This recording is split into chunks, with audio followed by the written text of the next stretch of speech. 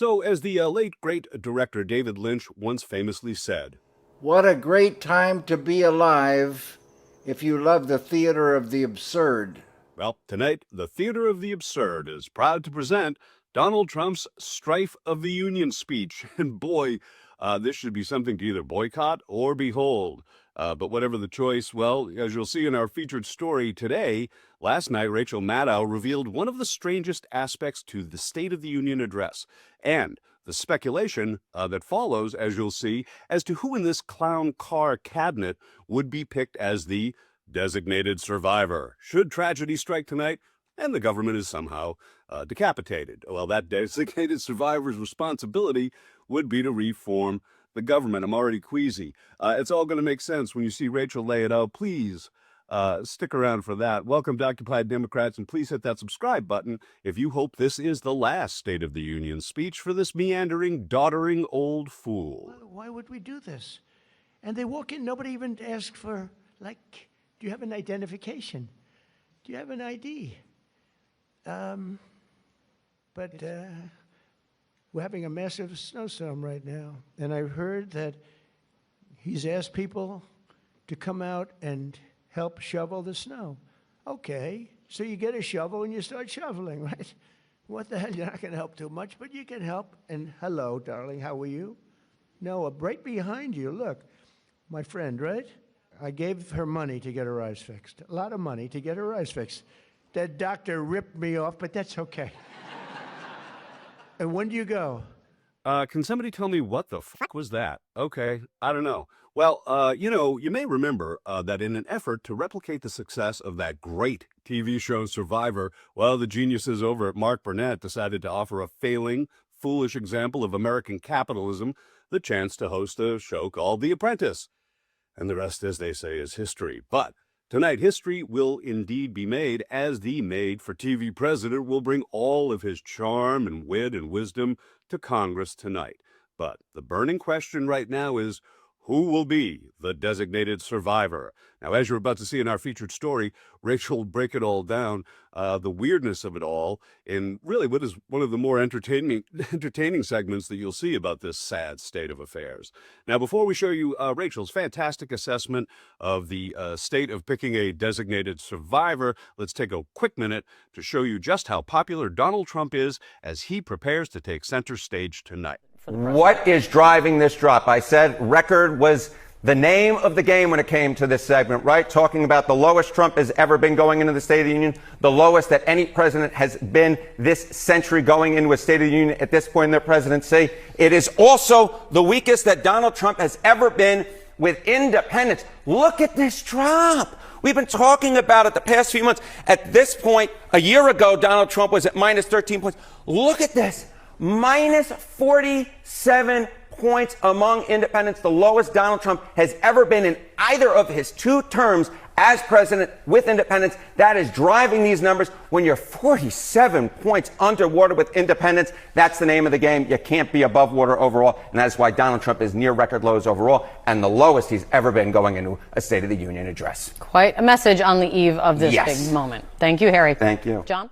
Okay, Jagger, you asked for it. Here's our featured clip of the day. It comes from Rachel Maddow from MS Now just last night, where she absolutely delighted in speculating about one of the things that must be decided this evening: who in Trump's clown cabinet will become the designated survivor. Everybody got to rest, have your Wheaties, hydrate. It's going to be a big night, a late night tomorrow. I'll see all of you guys then. Thank you so much. Have a great show. And thanks to at home for joining us this hour. Really happy to have you here. So who's going to be the designated survivor? Right? It is the most morbid thing, but it's a real thing. They do it every year. Every State of the Union, they picked somebody, some lucky stiff from the administration, from the cabinet, to be a designated survivor, to not go to the State of the Union address. It feels like it's left over, like from the mutually assured destruction days of the Cold War or something. But the logic of it really is apocalyptic. The logic of it is that if some catastrophe physically happens at that event, at the State of the Union, while all of Congress and the president and the vice president and the Joint Chiefs and the Supreme Court and everybody are all in that same physical place. If something, God forbid, terrible happened there during that event, the designated survivor, by virtue of the fact that that person didn't attend the event, that designated survivor would be the one, would be the person who would reconstitute the government of the United States and keep the government going after the president and the vice president and the whole rest of the cabinet and the whole Congress were all, swallowed up in a hellmouth or something. It's very weird. The whole idea of it is very dystopian and weird. But they do it every year. And you'd think, given the responsibility associated with being the designated survivor, you'd think they'd pick like the most widely respected person. They'd pick the person who everybody agrees would be the best choice to take over the country in the wake of an unimaginable disaster. You'd think it would be like a really high profile person they picked every year. They don't do that. Actually, kind of the opposite. The person does get some attention for being picked as the designated survivor every year, but usually the person is kind of not well known.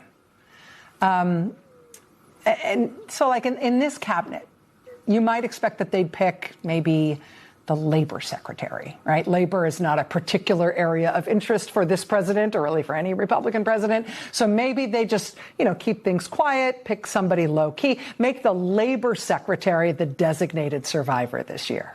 Could they do that? Oh, no, can't do that. Trump's labor secretary is Lori Chavez DeRemer. And if they pick Lori Chavez DeRemer as the designated survivor, then people will Google Lori Chavez DeRemer, and this is what they will find. Headline, Labor Secretary Lori Chavez DeRemer under investigation for, quote, inappropriate relationship with employee. These are reports that started with a complaint that was reportedly filed with the Inspector General of the Labor Department. Trump Labor Secretary, quote, accused of drinking in her office during the workday and committing travel fraud by having her chief of staff and deputy chief of staff, both of whom are now on leave, quote, make up official trips to destinations where Chavez DeRemer can spend time with family or friends on the taxpayer's dime. Headline, Trump's married labor boss accused of booze-filled fling with staffer. Headline, Chavez DeRemer security staffer placed on leave amid scandal investigation. The labor secretary has been accused of engaging in a romantic relationship with said security staffer. Headline, Lori Chavez DeRemer reportedly under investigation for misusing funds. Headline, Trump labor secretary accused of taking staff to a strip club on an official trip. That's a real headline. I mean, now amid everything else, you are probably a nice person, an empathetic person. Perhaps you're not just agog by looking at those headlines about that scandal. Perhaps you are thinking, oh, wow, this must be really hard on her family. Headline, husband of Labor Secretary Lori Chavez DeRemer accused of sexually assaulting two staffers. Headline, Labor Secretary's husband barred from Labor Department headquarters amid staffers' sexual assault allegations. Headline, D.C. police search Labor Secretary's office in sexual assault investigation. The Metropolitan Police Department searched Lori Chavez DeRemer's office as it looks into allegations against her husband. Since then, we've had further news that the Trump-appointed U.S. attorney in Washington has decided that there won't be any criminal charges brought against the Labor Secretary's husband for the alleged sexual assaults inside the Labor Department's headquarters building. But does that mean they're going to let him back in? I don't know. So yeah, in a normal administration, even a normal Republican administration, maybe somebody like the Labor Secretary would be the designated survivor at the State of the Union. But do you want to put a spotlight on that hot mess right now? That absolutely radioactive scandal engulfing everything related to Trump's Labor Secretary? Yeah, maybe not. Maybe it's not going to be her. Maybe instead you go with another, low-profile department. One of those departments where only real government geeks even know what the department does. Like maybe you'd go with something really obscure like the Commerce Department. Who's Trump's Secretary of Commerce again? Headline, new details from Epstein files reveal Trump Commerce Secretary Howard Lutnick had years-long business tie with sex offender. Oh, yeah, that's the Commerce Secretary. So maybe we can't have the Commerce Secretary be the designated survivor either. Yeah, expectations are no doubt running high to see just how, when, and where the Trump train derails tonight during the State of the Union speech. And while the alpha male and often incontinent president will no doubt sink to the occasion, well, it can't help it his friends over there at Fox are setting such a high standard. Please like, share, and by all means, always take care.